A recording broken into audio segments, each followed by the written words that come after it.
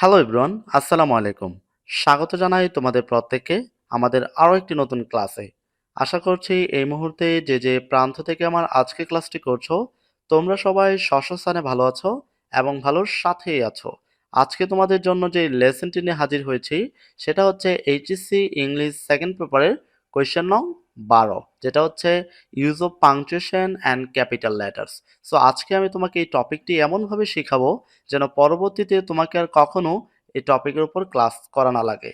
So ক্লাসটি শুরু করার পূর্বে আমি তোমাকে একটা কথা বলতে চাই, যারা যে প্রান্ত থেকে আজকে ক্লাসটি করছো অবশ্যই খাতা কলমে নোট করে অবশ্যই পড়বে, তাহলে আজকে ক্লাসটি তোমার লাইফে একটা ইফেক্টিভ ক্লাস হবে।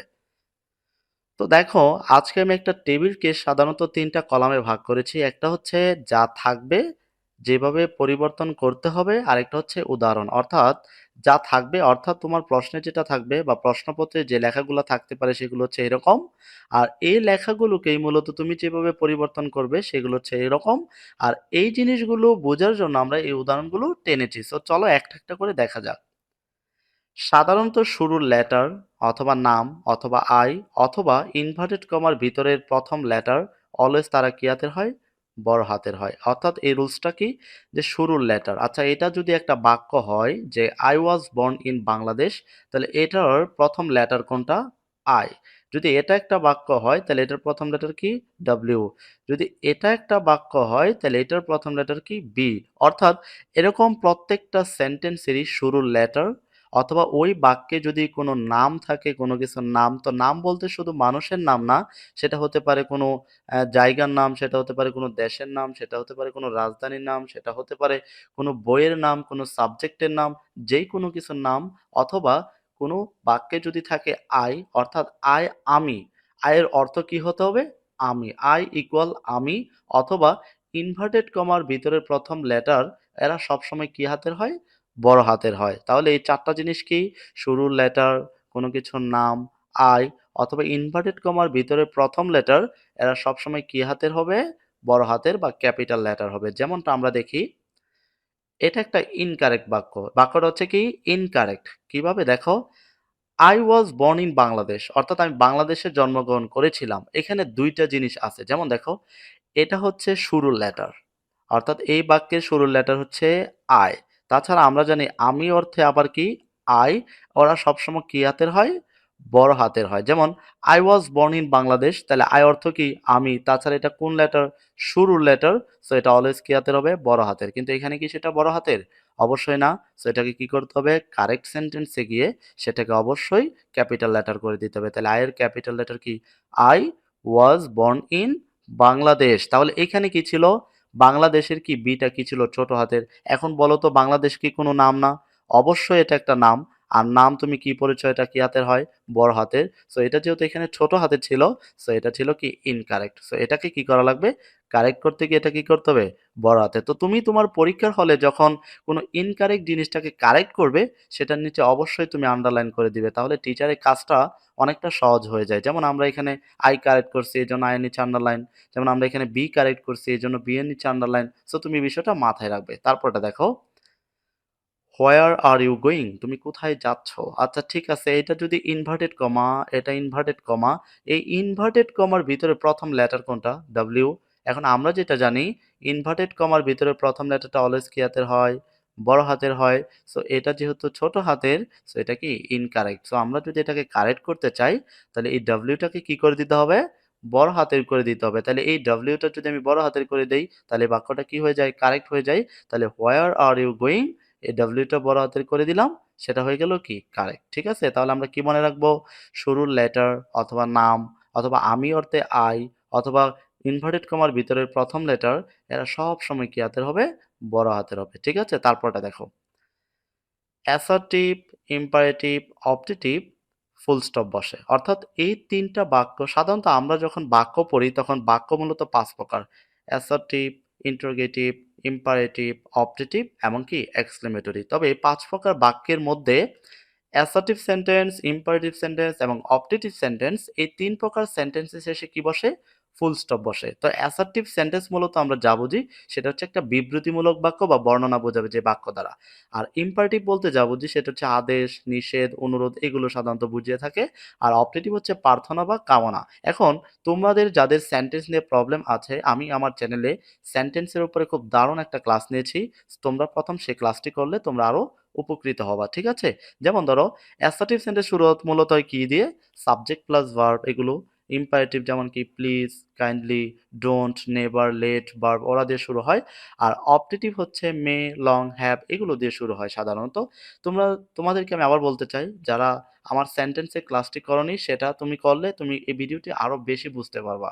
যেমন ধরো অ্যাসার্টিভ, ইম্পারেটিভ, অপটেটিভ এই সকল বাক্যের শেষে কি হয়? ফুল স্টপ বসে, ঠিক আছে? যেমনটা আমরা উদাহরণে দেখি, দেখো Bangladesh is a small country, Bangladesh একটা ছোট দেশ। আচ্ছা বলো তো এই বাক্যটা দিয়ে কি কোনো আদেশ, নিষেধ, অনুরোধ, প্রার্থনা এগুলো বোঝাচ্ছে? না। এই বাক্যটা দিয়ে বোঝাচ্ছে কি জাস্ট একটা বর্ণনা যে বাংলাদেশ একটা ছোট দেশ। যদি বর্ণনামূলক হয় তাহলে সেটা কি সেন্টেন্স হয়? অ্যাসার্টিভ। আর অ্যাসার্টিভ বা ইম্পারেটিভ বা অবজেক্টিভ যেটাই হোক সেটা কি হয়? Full stop. তাহলে এই বাক্যেতে দেখো এটা একটা অ্যাসার্টিভ সেন্টেন্স, কিন্তু এই বাক্য শেষে কি ফুল স্টপ ছিল? না। তাই আমরা এখানে একটা কি দিলাম? Full stop. এবং আমরা বলেছি কি যেটা আমরা কারেক্ট করব সেটার নিচে কি করে দিব? আন্ডারলাইন। তাহলে এটা কি আমরা ফুল স্টপ দিব। আর তাছাড়া দেখো আমরা যেটা শুরুতে পড়েছি একদম শুরুর লেটার। তাহলে এটা কি? এটার শুরুর লেটার কি? বি। এটা অলওয়েজ কি সবসময় বড় হাতের হয়। শুরুর লেটার অলওয়েজ বড় হাতের হয়। আর এটা প্রত্যেকটা কোয়েশ্চেনেই থাকবে যেমন দেখবা। তাহলে বাংলাদেশ এটা একটা তাছাড়া দেশের নাম বা নাম, তাছাড়া ক্যাপিটাল লেটার এখানে কি হবে? এটা ক্যাপিটাল লেটার হবে কারণ এটা হচ্ছে শুরুর লেটার। তাই বিটা কি হয়েছে? বড় হাতের। আর বাকি যাগুলো আছে সেগুলো ঠিকই আছে। তাহলে Bangladesh is a small country এটা একটা অ্যাসার্টিভ সেন্টেন্স। তাই এখানে ফুল স্টপ হলো। এখানে শুরুর লেটার বা কোনো নাম, তাই বি কি হতে হলো?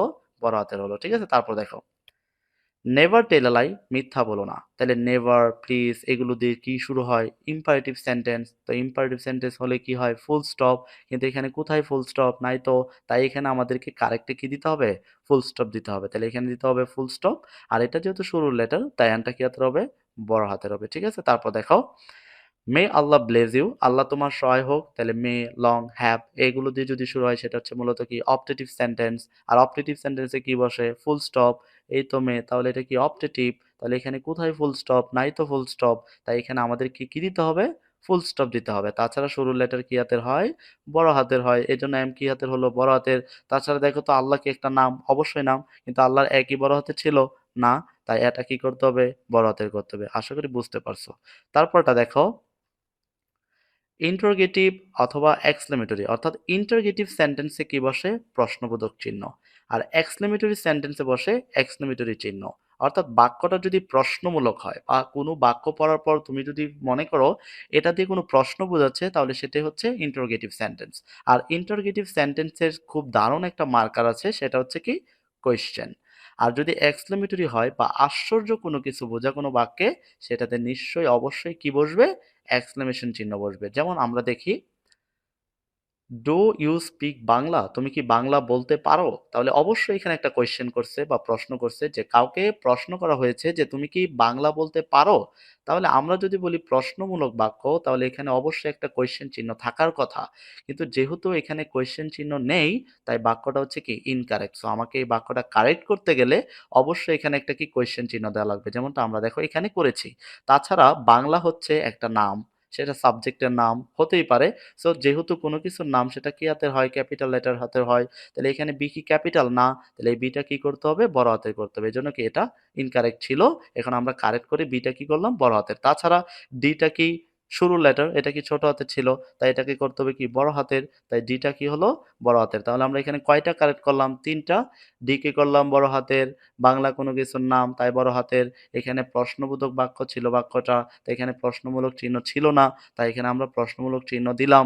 সো বাক্যটা কি এবার কারেক্ট আছে। তারপরটা দেখো হাউ বিউটিফুল শি ইজ, সে কতই না সুন্দর। আচ্ছা বলো তো মানুষ যখন আশ্চর্য হয়ে যায় তখন কি বলে? সে কতই না সুন্দর। ওয়াও, কতই না সুন্দর বিষয়গুলো, তাই না? অনেকে বলে না? যেমন দেখো হাউ বিউটিফুল শি ইজ, সে কতই না সুন্দর। তাহলে সে কি আশ্চর্য হলো খানিকটা। তাহলে আশ্চর্য যদি হয় তাহলে সেটা হচ্ছে এক্সক্লেমেটরি সেন্টেন্স। তাহলে এখানে এক্সক্লেমেশন চিহ্ন তো বসার কথা, কিন্তু এখানে কি এক্সক্লেমেশন চিহ্ন আছে? না। সো বাক্যটা ইনকারেক্ট। তাই আমাদেরকে এখানে কি দেওয়া লাগবে? কারেক্টে একটা এক্সক্লেমেশন চিহ্ন দেওয়া লাগবে। তাছাড়া শুরুর লেটার কি হাতের হবে? বড় হাতের। So how beautiful she is, বড় হাতের আমরা করলাম হাউ বিউটিফুল শি ইজ, এখানে একটা এক্সক্লেমেশন চিহ্ন। সো বাক্যটা কারেক্ট, ঠিক আছে? তারপর দেখো, কথাকে কেটে ছোট করতে অ্যাপোস্ট্রোফি বসে। কোনো কথাকে যদি আমরা ছোট করতে চাই কেটে, কথাকে কিভাবে কেটে ছোট করে সেটা যদি না থাকে জানা, তবে জানতে কেন মানা, সেটা জানাতেই আমি এখানে এসেছি। যেমন ধরো, আমরা সাধারণত যখন কোনো কথাকে কেটে ছোট করতে চাই, সেটা সাধারণত দুই রকম হয়ে থাকে। যেমন একটা হচ্ছে সাবজেক্টের সাথে ভার্ব, যেমন আই প্লাস এম, তাহলে আই হচ্ছে সাবজেক্ট, এম হচ্ছে ভার্ব।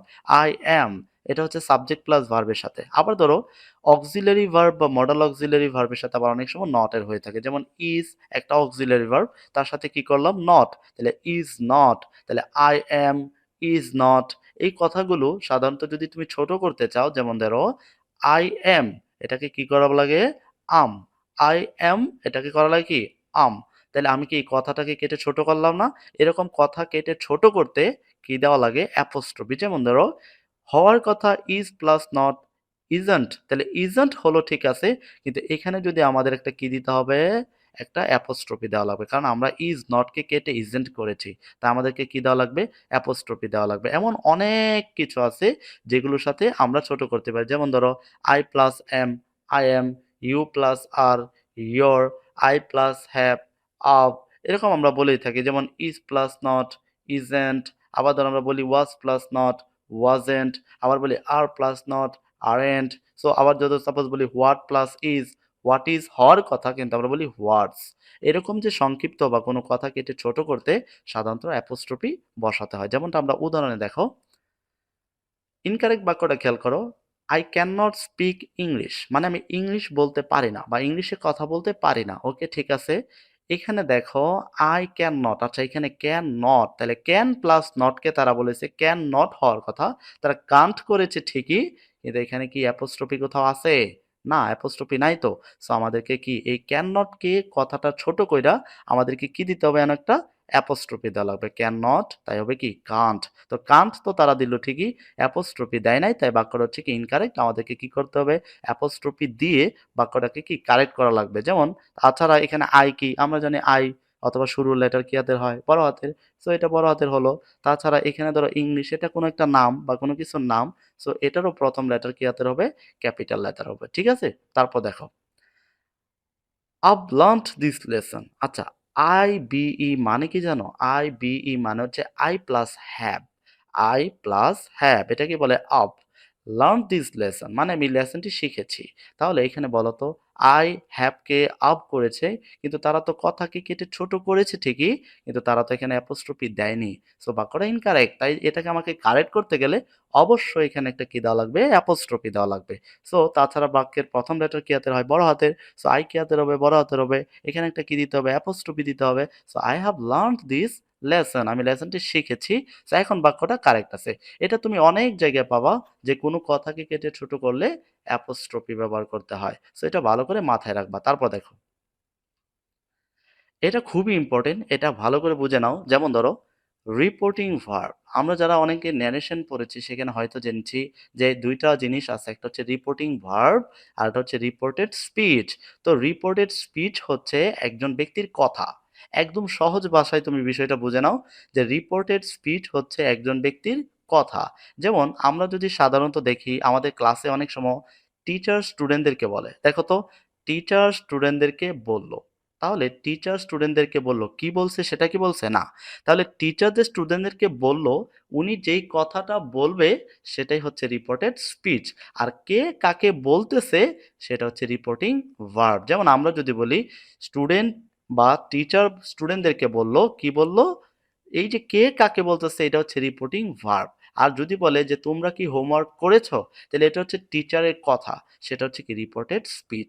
এখন রিপোর্টেড স্পিচের আগে পরে সব জায়গায় কি ইনভার্টেড কমা, অর্থাৎ একজন ব্যক্তির কথাকে সবসময় ইনভার্টেড কমা দিয়ে আবদ্ধ করে দিতে হয়। তাহলে যদি কোনো ব্যক্তির কথা কোথাও পাও, সেখানে তুমি ইনভার্টেড কমা দিয়ে সেটাকে আবদ্ধ করে দিবা। আর কে কাকে বলবে, অর্থাৎ রিপোর্টিং ভার্ব যেটা, সেটা দুইটা নিয়ম আছে। একটা হচ্ছে রিপোর্টিং ভার্ব যদি কমার আগে বা আমরা যেটা বলতে চাই একজন ব্যক্তির কথার আগে যদি রিপোর্টিং ভার্ব বসে, তাহলে রিপোর্টিং ভার্ব যদি শুরুতে বসে, তাহলে তারপর কি কমা বসে।